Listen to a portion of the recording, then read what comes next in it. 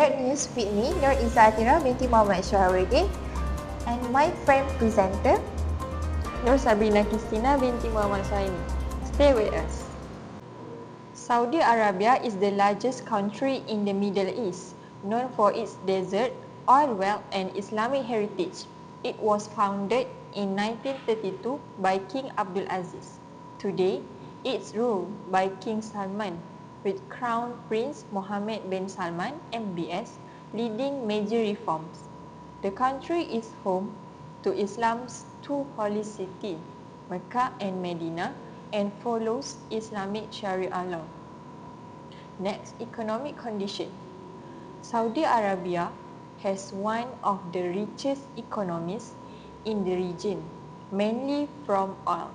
Its national oil company, Saudi Aramco, is the largest in the world. However, to reduce its dependence on oil, the country launched Vision 2033. This plan promotes new industries like tourism, tech, and clean energy. Mega projects like NEOM and the Red Sea Resort are key parts of this shift. Saudi Arabia is also attracting global investors by offering incentives and building modern infrastructure like airports, trains, and smart cities. Furthermore, political condition. Saudi Arabia is an absolute monarchy with no political parties. King Salman and Crown Prince MBS are leading from major reforms. Vision 2033 has introduced social and economic changes such as allowing women to drive and opening entertainment venues. However, free speech is limited and criticism of the government or religion is not allowed. The country remains stable with strong security and law enforcement. Moreover, social condition. Saudi society is deeply rooted in Islamic values. In the past, it was very conservative, especially for women. But under Vision 2033, women can now drive, work, and travel more freely. Entertainment has also expanded with concerts, cinema, and sports events. Cultural festivals like Riyadh season have become popular. Despite modernization, Saudi Arabia maintains its traditions, balancing change and with religious value. Globalization of Saudi Arabia. Saudi Arabia is moving toward globalization through its Vision 2030 plan, which focuses on growing the economy beyond oil. Projects like NEOM, new technology investment, and becoming a global logistic hub are all part of this strategy. The country is also adopting advanced technology like AI and renewable energy.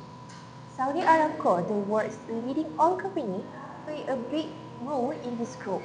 It expands globally by partnering with companies such as Sinopec from China, Motiva from US, S-Oil from South Korea. This partnership helps Aramco access new markets and adapt to local conditions. Key milestone in Aramco globalization. In 1989, Aramco teamed up with Texaco, now Motiva, in the US and later took full control of a major Texas refinery, one of the largest in North America. In Japan, Aramco built strong supply relationship after World War II, becoming a key crude oil provider.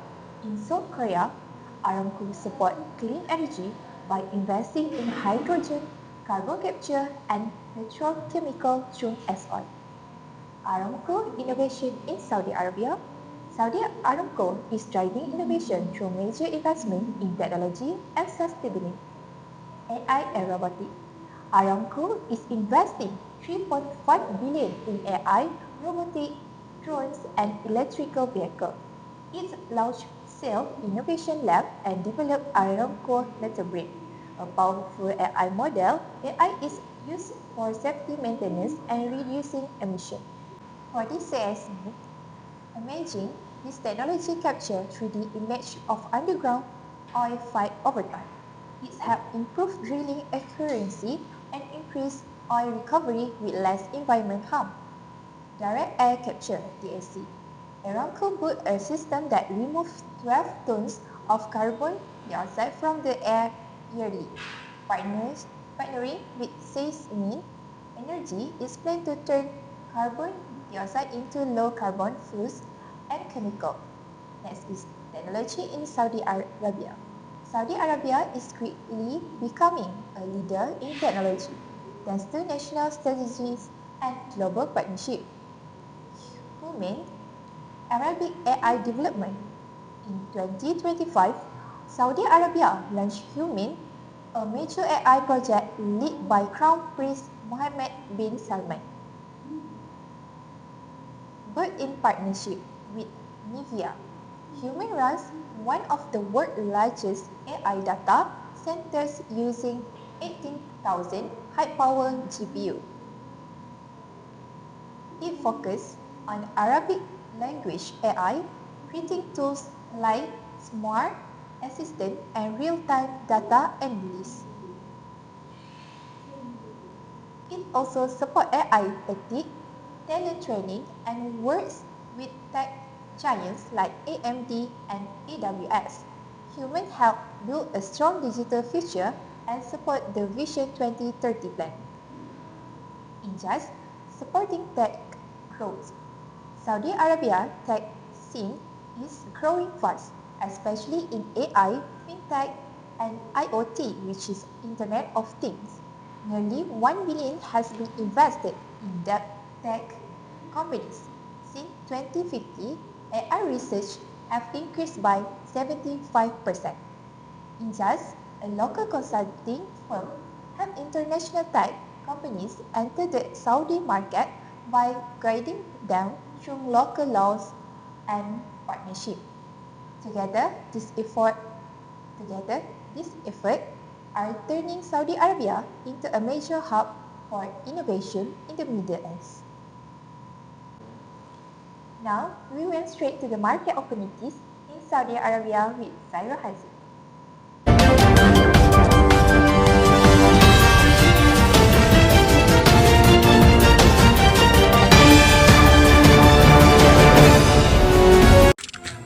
Hi, my name is Zairul. I'm a reporter from Arab News. In this report, I will explain about Saudi Arabia's role in the global market. I will talk about four main things: market opportunities, trading partners, trade barriers, and past trade bans. Let's take a closer look at how Saudi Arabia is growing as a strong business hub in the Middle East. For the market opportunity, Saudi Arabia has many business opportunities, especially because the country wants to stop depending too much oil. Under a plan called Vision 2030, they are growing other industries like tourism, education, clean energy, technology, healthcare, and entertainment. One big opportunity is from their giga projects like Neom City, Red Sea projects, Amala, and Qidya. These are huge projects worth billions of dollars and open to foreign companies to invest or work together. This means companies in smart tech, clean energy, construction, and digital services have many chances to join the Saudi market. Also, more than 70% of population is under 35, so young people want more digital services, online shopping, fast transport, and modern lifestyles. The government also supports small business with funds and programs. Because of this, Saudi Arabia is becoming one of the best markets in the Middle East. For the trading partner, Saudi Arabia has strong trade relationship with many big countries. Most of the important partners is China. China buys a lot of oil from Saudi Arabia, and both countries also work together in technology, clean energy, and building infrastructure. Another key partner is the United States. They trade things like defense equipment, airplane parts, chemical, and technology. They also have a trade deal called TIFA, which helps make trade easier. In the Middle East, Saudi Arabia is part of the Gulf Cooperation Council or GCC with countries like UAE, Qatar and Kuwait. These countries trade with low or no taxes, which makes business faster and cheaper. Saudi Arabia is also improving trade with Europe and the UK so they can grow trade in goods, services and investments with more countries. For the part 3, trading barrier. Even Saudi Arabia has good business chances, there are also challenges for foreign companies. One big rule is that many foreign companies must partner with a local Saudi company or open a branch in Saudi Arabia to do business. There are also product standards that may be different from international ones. For example, some products like electronics, food or medicine need special approval before they can be sold in Saudi Arabia.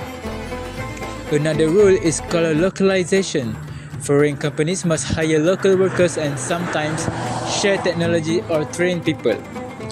This is good for the Saudi economy, but it can be costly for the company. Lastly, intellectual property protection is still like a problem. Some companies worry about fake products and copyright issues. Even though Saudi Arabia is improving, the system is not perfect yet. So, for the trading ban of the country, sometimes Saudi Arabia use trade bans because of political issue. A famous example is Qatar blockade from 2017 and 2021. Saudi Arabia and some other countries stopped all trade and travel with Qatar. This affected many businesses that depended on cross-border trade. Another issue was with a pirate TV service called BeautyQ, which show sports illegally. This caused complaints from international companies and made some countries question Saudi Arabia's protection of intellectual property rights.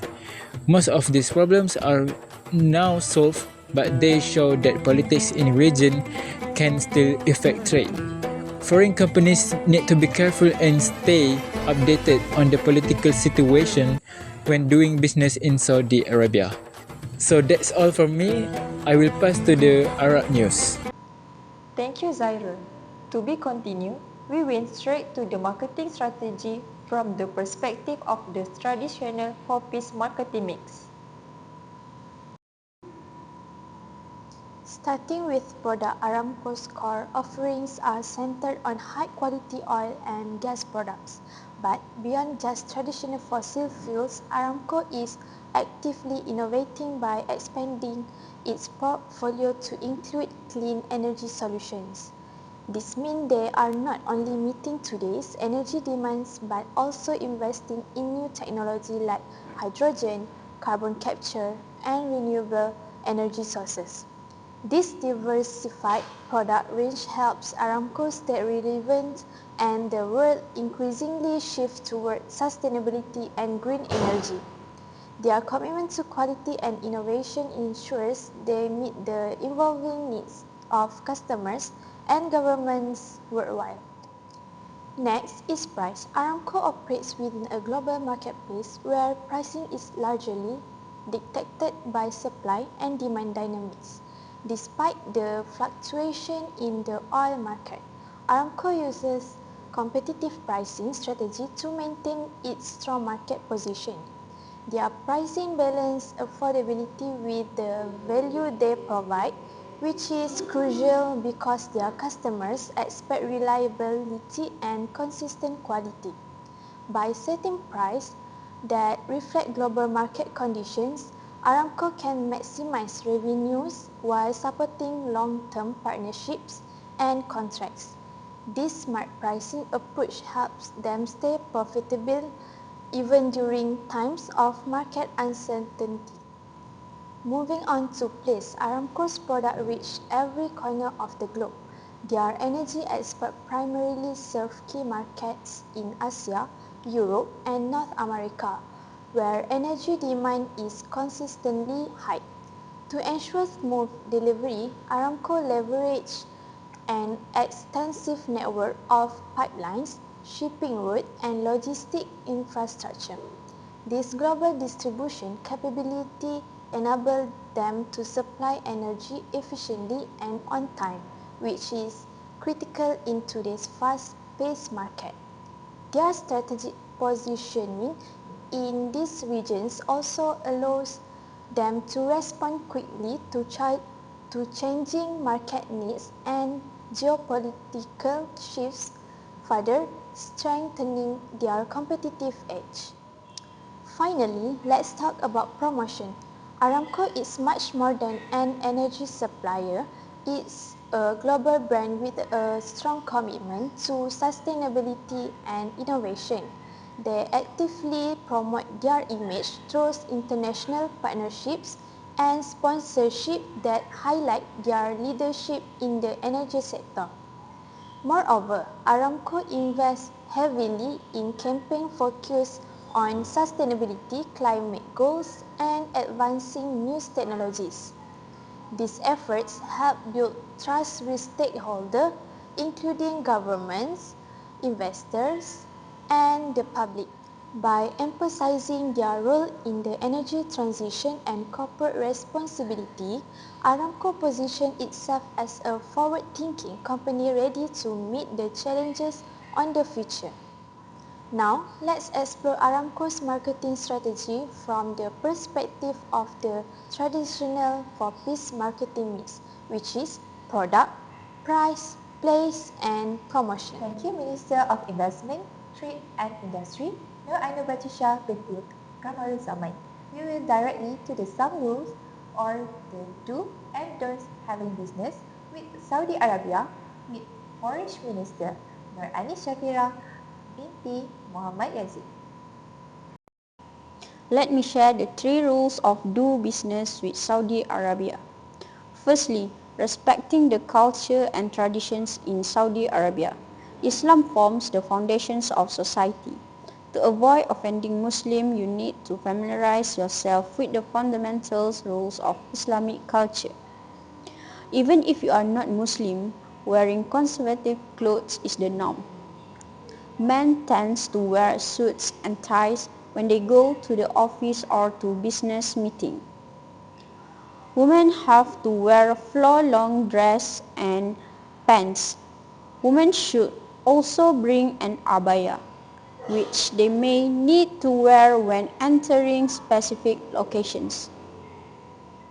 Secondly, establishing personal connection. Men in Saudi Arabia always shake hands when they meet the first time. Ensure to do so with everyone in the room.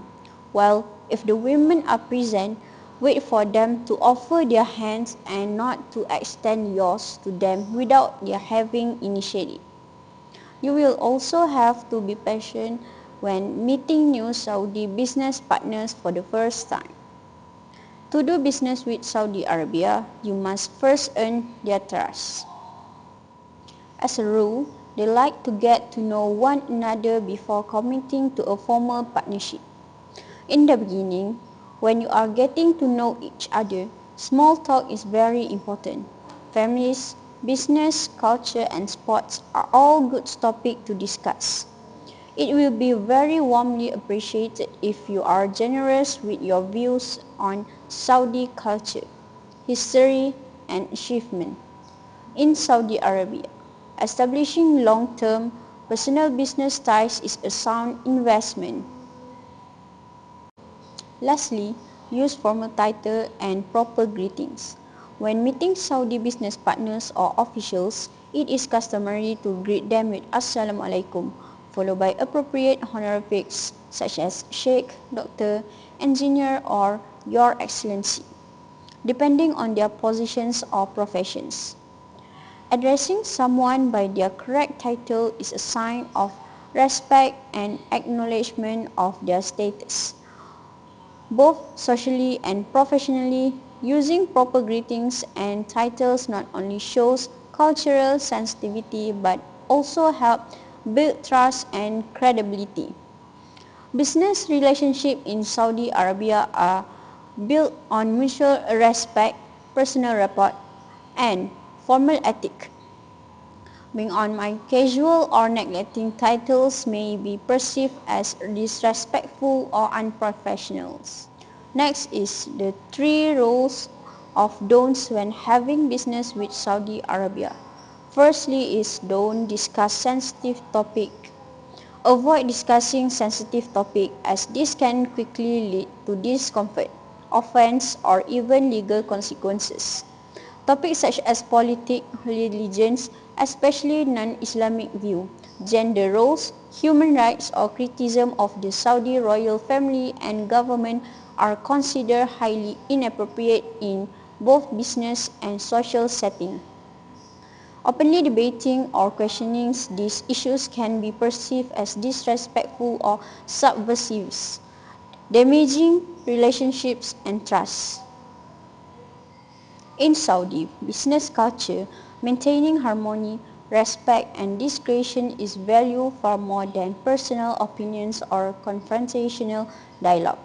It is best to focus on business matters, share goals, and areas of mutual interest, and to approach any unfamiliar cultural dynamic with humility and respect. Secondly, don't avoid eye contact.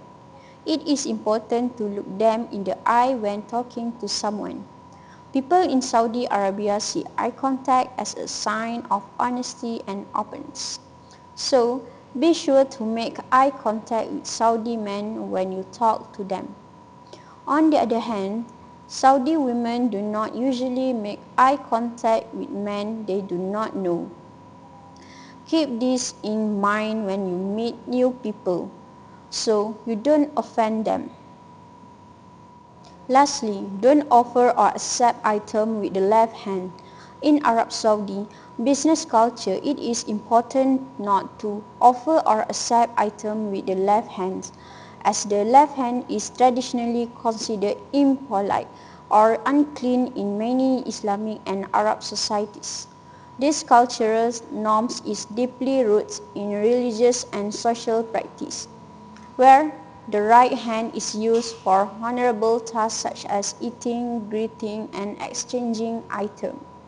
Offering a business card, document, gift, or even shaking hands with the left hand can be seen as disrespectful or careless, potentially offending your Saudi counterpart. To show proper ethic and cultural awareness, always use your right hand when handing over or receiving anything in a business context. These small but significant gestures demonstrate respect for local customs and help build positive professional relationships. Thank you and see you next time in Arab News.